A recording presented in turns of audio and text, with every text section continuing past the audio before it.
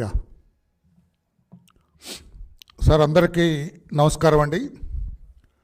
రాష్ట్ర ముఖ్యమంత్రి జగన్మోహన్ రెడ్డి గారు ఎందుకో తెలియదు, మాట వేరు,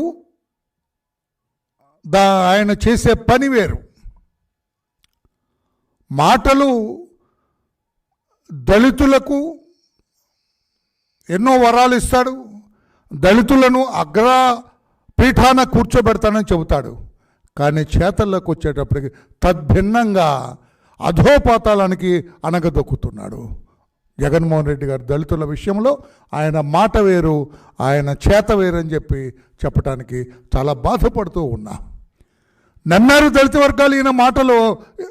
2019 ఎన్నికల్లో నా ఎస్సీలు అన్నాడు, నా మేనమామలు, నేను మేనమామల్ని మీకు అన్నారు, మీరు నాకు మేనమామలు అన్నారు. ఏదో అర్థం కాని రీతిలో మాట్లాడి అందరినీ భ్రమపెట్టి మోసం చేసి మాయ చేసి దళిత ఓట్లు దండుకొని అధికారంలోకి వచ్చిన జగన్మోహన్ రెడ్డి గారు అధికారంలోకి వచ్చిన తర్వాత ఈ వర్గాలను ఈసడించుకుంటున్నారు. ఆయన అధికారంలోకి వచ్చిన తర్వాత దాదాపు 6,000 దాడులు జరిగినాయి దళిత వర్గాల మీద. 6,000 పైన రికార్డ్ అయినవి. అవి నోటి మాట కాదు. 188 మంది దళితులు హత్యగావించబడినారు డిఫరెంట్ ప్లేసెస్లో త్రూఅవుట్ ది స్టేట్. 188 మంది దళితులు అసూలు పసినారు జగన్మోహన్ రెడ్డి గారి ముఖ్యమంత్రిత్వంలో. వారానికి 4 దళితులు హత్యగావించబడుతున్నారు జగన్మోహన్ రెడ్డి గారి ముఖ్యమంత్రిత్వంలో. వారానికి 4 హత్యగావించబడుతున్నారు. 6 దళితుల పైన వారానికి హత్యాయత్నం జరుగుతోంది. అంటే ఎవ్రీడే ఒక దళితుడి మీద హత్యాయత్నం జరుగుతూ ఉన్నది. వారానికి 3 దళిత మహిళల మీద అత్యాచారాలు జరుగుతున్నాయి.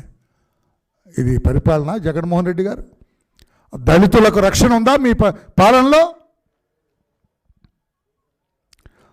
దళితులకి ధైర్యంగా తిరిగే స్వేచ్ఛ ఉన్నదా మీ పాలనలో ముఖ్యమంత్రి గారు? ఆయన అంటారు, ఇవన్నీ నేను 125 అడుగుల విగ్రహం వేశాను కదా డాక్టర్ బిఆర్ అంబేద్కర్ది అంటున్నాడు ఆయన. అంటే 125 అడుగుల విగ్రహం మీరు విజయవాడ నగరంలో వేస్తే 188 మంది దళితుల్ని మీరు మీ ముఖ్యమంత్రిత్వంలో చంపిన పాపాలు పోతాయండి అని నాకు అర్థంగా. పాత్రికేయ సోదరులారా, మిమ్మల్ని అడుగుతున్నాను. ఆయన ఏమంటారు? What ever it may be, 125 అడుగుల విగ్రహాన్ని వేశాను విజయవాడలో. నేను విగ్రహం వేస్తే పోతుందా? అసలు మీకు డాక్టర్ అంబేద్కర్ మీద అభిమానం ఉన్నదా? గౌరవం ఉన్నదా? ఆయన వ్రాసిన రాజ్యాంగాన్ని ఎప్పుడన్నా గౌరవించారా?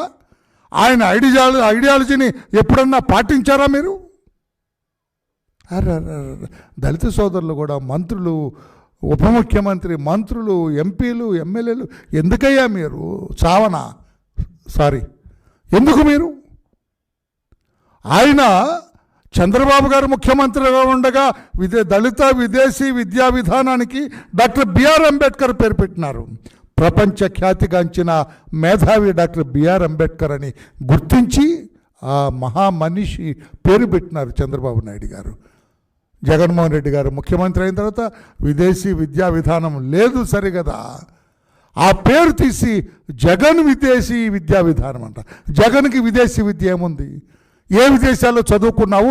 విదేశీ విద్య గురించి మీకేమి తెలుసు జగన్మోహన్ రెడ్డి గారు? అంతటి మహనీయుడు, అంతటి మేధావి, అంతటి విద్యావేత్త డాక్టర్ బిఆర్ అంబేద్కర్ పేరు తీసి మీ చరిత్ర తెలుసు కదా, మీకు ఒక క్రిమినల్ చరిత్ర ఉన్నది. ఆర్థిక నేరగాడిగా ప్రపంచవ్యాప్తంగా you are a well known person. మీరు ఏం చదువుకున్నారు? ఇప్పటికి కూడా $100 క్వశ్చన్ అది రాష్ట్ర ప్రజలకి, దేశ ప్రజలకి. అటువంటి మీ పేరు పెట్టి ఆయన పేరు తీసేయటం దళిత వర్గాలను నేను ప్రశ్నిస్తున్నా. ఆ పార్టీలో ఉన్నారు సబబా? ఆయన పేరు తీసి పడేసి, ఆయన రాజ్యాంగాన్ని విస్మరించి, ఆయన ఐడియాలజీని తోసిపుచ్చి విగ్రహం 125 అడుగుల విగ్రహం వేస్తే ఆ పాపాలన్నీ పోతాయి సార్? డాక్టర్ సుధాకర్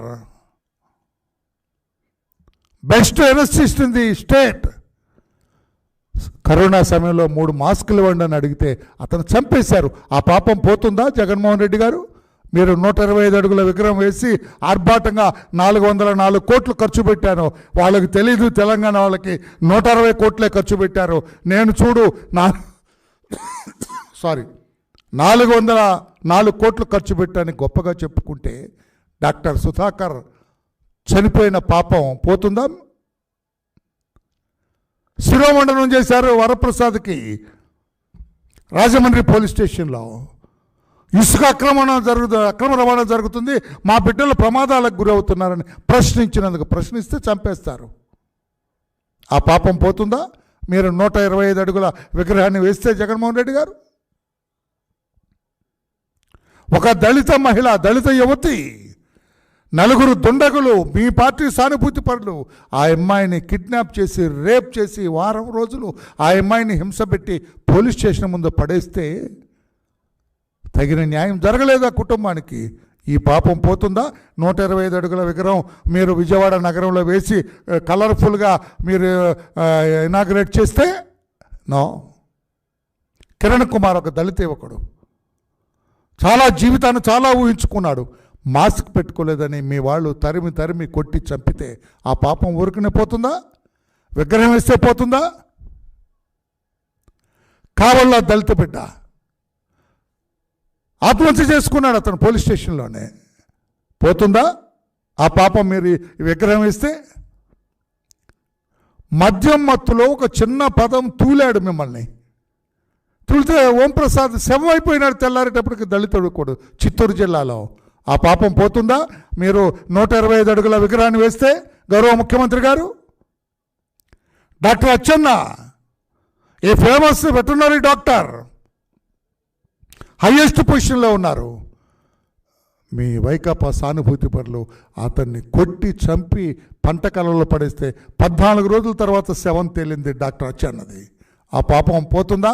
125 అడుగుల విగ్రహాన్ని విజయవాడ నగరంలో మీరు వేస్తే నాగలక్ష్మి, నాగమ్మ, మీ కాన్స్టిట్యున్సీ పులివెందల పశువులు మేపుకోవటానికి వెళ్తే 2 దుండగులు మీ పార్టీ సానుభూతి పరులు ఆ బిడ్డను మానభంగం చేసి చంపి ఆ శవాన్ని అక్కడ పడేస్తే కనీసం మీరు ఆ బిడ్డను చూడటానికి కూడా వెళ్ళలేదు ముఖ్యమంత్రి గారు. మీ నియోజకవర్గం ఆ పాపం ఊరికపోతుందా? నా దళిత రైతులు అమరావతిలో మిమ్మల్ని ప్రశ్నించారు అమరావతి గురించి.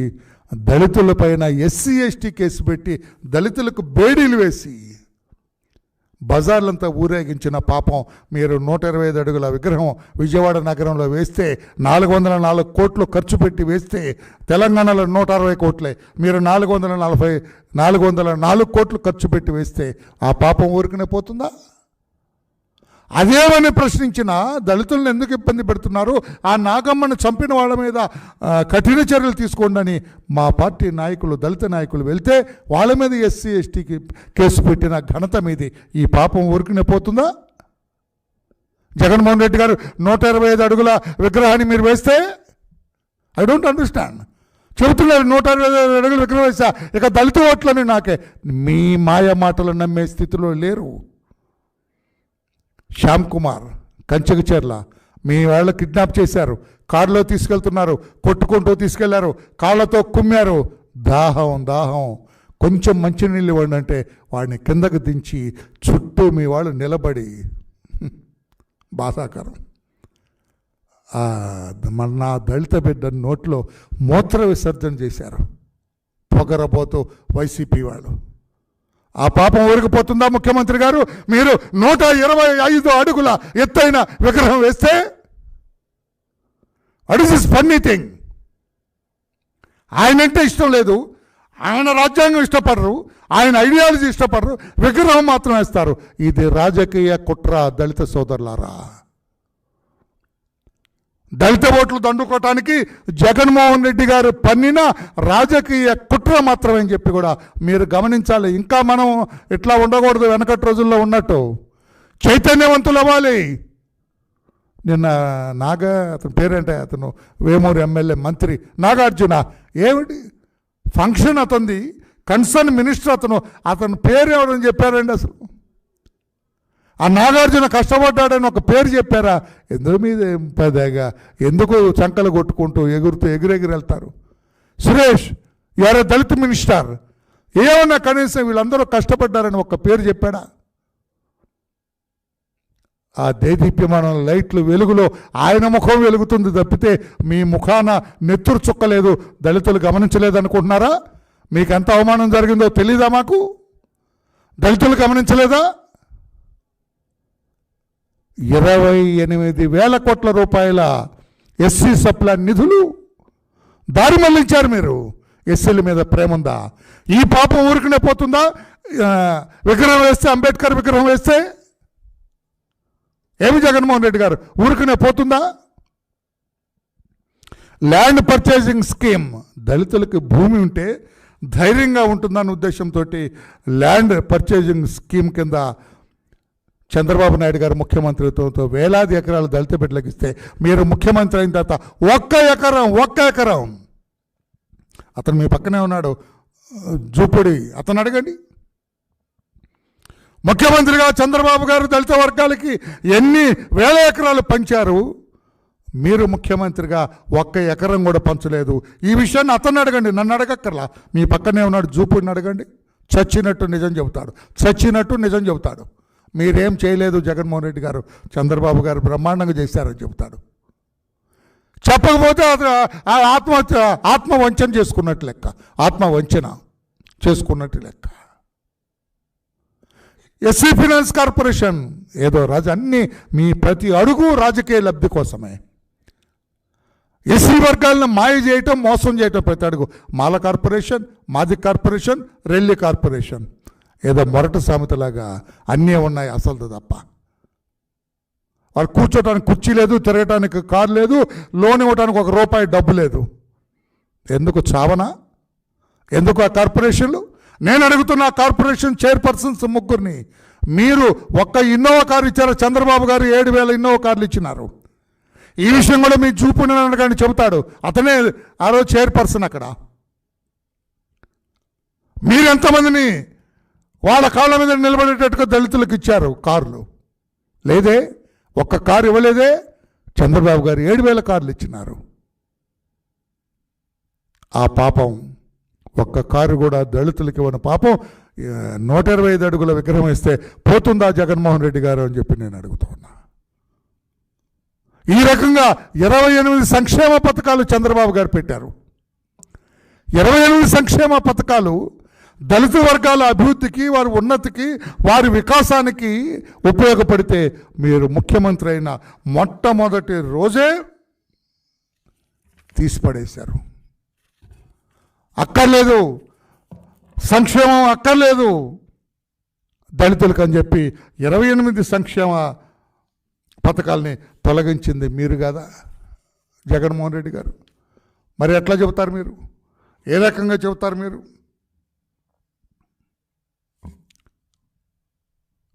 అందుకే నేను అంటున్నా, మీరు నిన్న అంబేద్కర్ స్టాచ్యూ అక్కడ 404 కోట్లతో అక్కడ నిర్మాణం చేయటం, ఇనాగరేట్ చేయటం, ఇవన్నీ కూడా రేపు ఎన్నికల సమయంలో లబ్ధి పొందటానికి తప్పితే డాక్టర్ బిఆర్ అంబేద్కర్ పట్ల మీకు చిత్తశుద్ధి లేదు.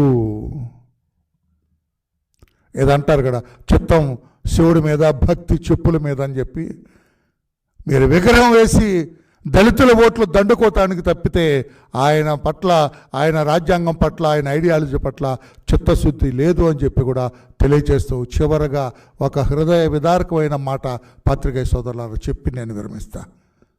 కోడికత్తి శ్రీనివాస్, జనుపల్లి శ్రీనివాస్, ఇంటి పేరు మర్చిపోయినారు, కోడికత్తి శ్రీనివాస్. అదొక పెద్ద కుట్ర. జనుపల్లి శ్రీనివాస్, కోడికత్తి శ్రీనివాస్ అరెస్టు, ఆ కోడికత్తుతో ఈయన కుడి భుజం మీద గుచ్చించుకోవటం, ఇదంతా కూడా ఒక కుట్ర. ఆ కుట్రకు సూత్రధారుడే జగన్మోహన్ రెడ్డి గారు. జగన్మోహన్ రెడ్డి గారు ఆయన పార్టీ నాయకులు కలిసి పన్నిన కుట్రలో పావు జనుపల్లి శ్రీనివాస్ ఎలియాస్ కోడికత్తి శ్రీనివాస్. ఆ జనుపల్లి శ్రీనివాస్ ఎలియాస్ కోడికత్తి శ్రీనివాస్కి జగన్మోహన్ రెడ్డి గారి మీద ఉన్న ప్రేమ అభిమానాన్ని ఆసరాగా తీసుకొని అతను ఉపయోగించి కోడికత్తితో గుచ్చించుకొని రాజకీయ లబ్ధి పొంది ముఖ్యమంత్రి అయ్యారు జగన్మోహన్ రెడ్డి గారు. కానీ మీ కుట్రలో బలిపశువైన ఆ శ్రీనివాస్ మాత్రం 5 సంవత్సరాలుగా ఇంకా జైల్లోనే ఉన్నారు. ఈయన కోర్టుకు వెళ్ళడట, సమాధానం చెప్పడట.